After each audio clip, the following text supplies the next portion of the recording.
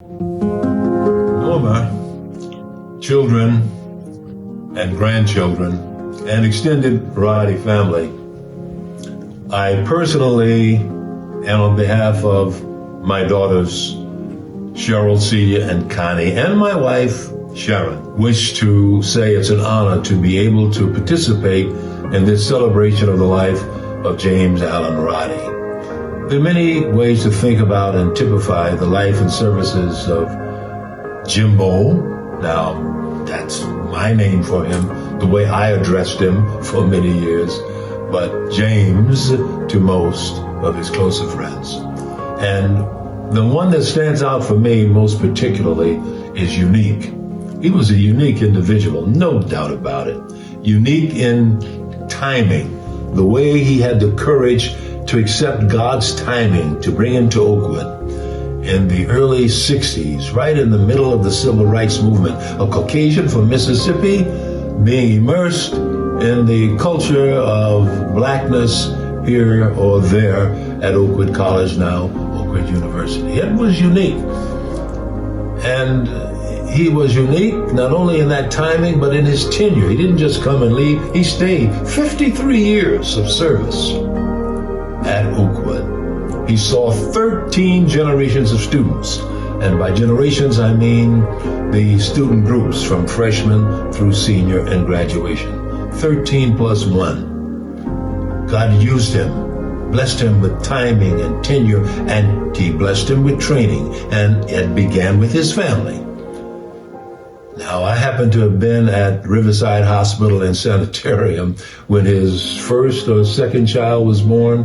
I've forgotten which. And I left Oakwood and went to Riverside and prayed. And when I was leaving, I said, now you folks just go on and on and on and on and on and on and on. And I didn't really mean any particular thing, but I heard him say very recently, 50 or so years later at a public forum, that he thought when I said that go on 7 times, it meant that he needed to have 7 children. Well, you know James. I'm not sure Norma agreed, but that's the way it happened. But look at how they have come to be men and women of dignity and service, and it's obvious they did something right. But it was not only in timing and tenure and training, but in his teaching on the campus, the way that he taught, not just the X's and the O's of the games that he explained to the young people, but in the example that he made, the example of leadership and teamwork and camaraderie and being able to prepare to be the best one could and to win graciously and to lose graciously and just plan to do better next time. It's wonderful, unique, and a marvelous contribution to Christian education, and not just Christian education, but to higher education itself. Now, of course, Ellen White says we shouldn't call any man great. That's her advice. She says we have no great men or women among us, but there are people who do great things. And James Allen Roddy was one of those, and he's left us a great legacy. We're not saved because of the work we do. We're saved strictly because of Christ's righteousness. It's his life and what he has done. It's the great things he did for us. God looks at his life, not ours. But he rewards us, and this is the happy part as well. He rewards us in glory by virtue of how much we did when we were on earth. That means that James Roddy is going to have a wonderful inheritance. He's going to have a lot of acreage in glory, and somewhere in some corner of his possessions, he might even try to have a 9-hole golf course, I would suppose. I loved him. Students loved him. Faculty loved him. God loved him. And I believe God is going to give him such a reward, and I want to be there, and I hope we'll all be there, and we can look up and rejoice today and let this ceremony be but another spur to rightful living and preparation. So keep looking up. There's a better day ahead.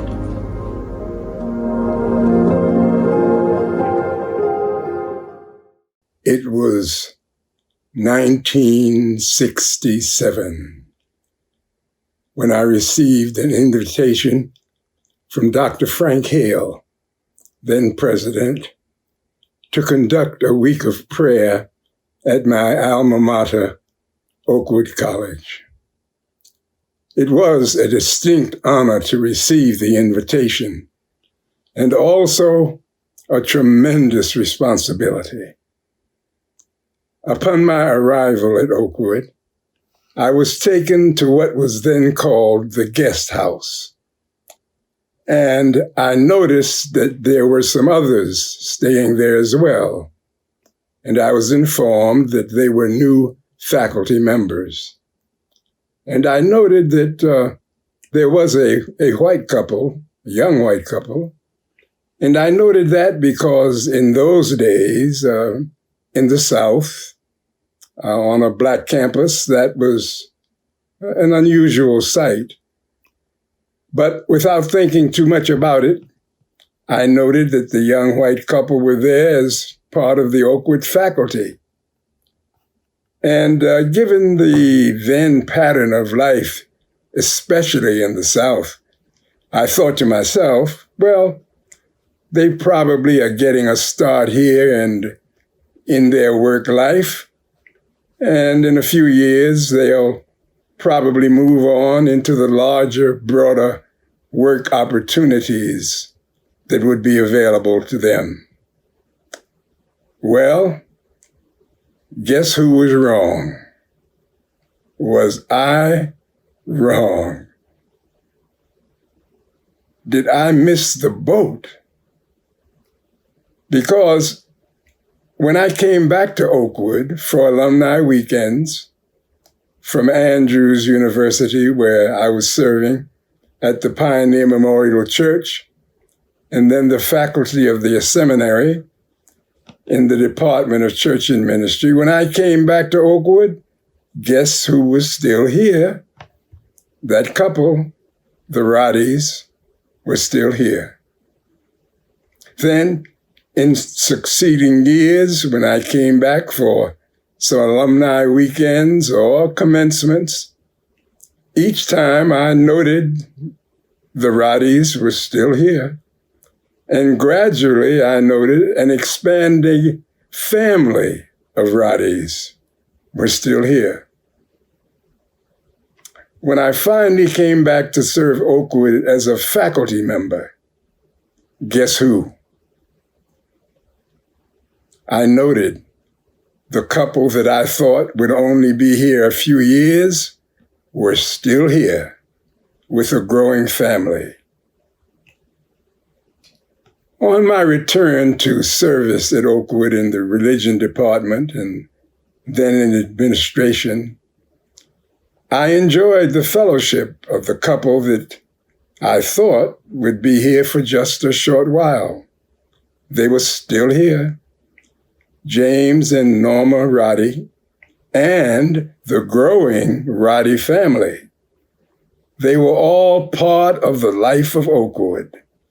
Their feet were firmly planted in the red clay of Oakwood. And during my tenure as president, one of my dependable friends and informal counselors was James Roddy.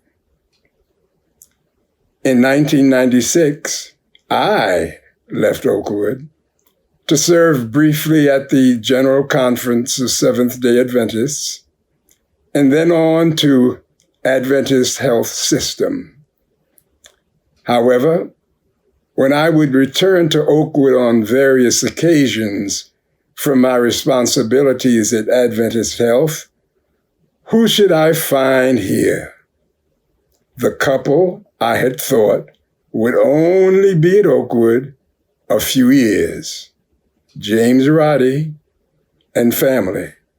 The ones that I thought would not be here that long, but would probably move on. Well, guess who was wrong?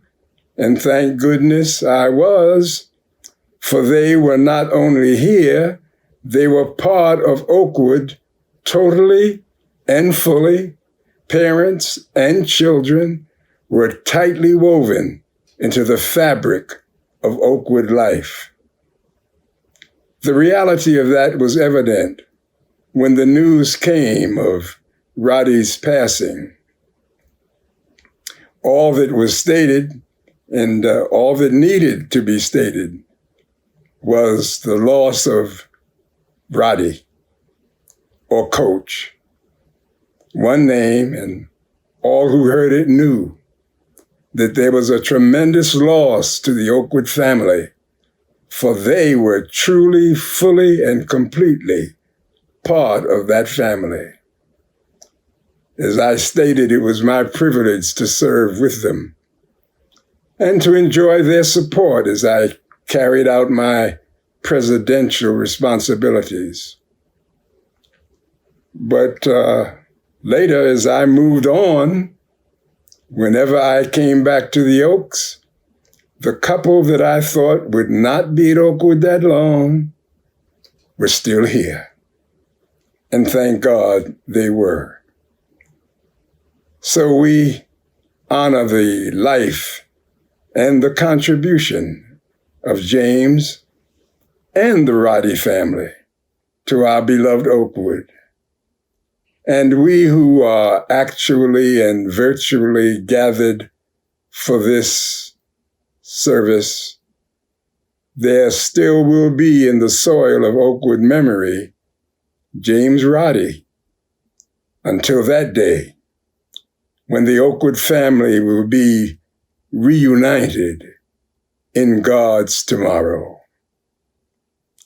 So to Norma and the immediate family, and to an extended family and countless friends, out of my own life journey, I offer the divine invitation. Come, ye disconsolate, where'er ye languish.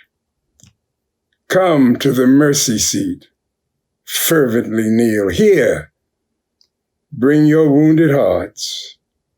Here, tell your anguish.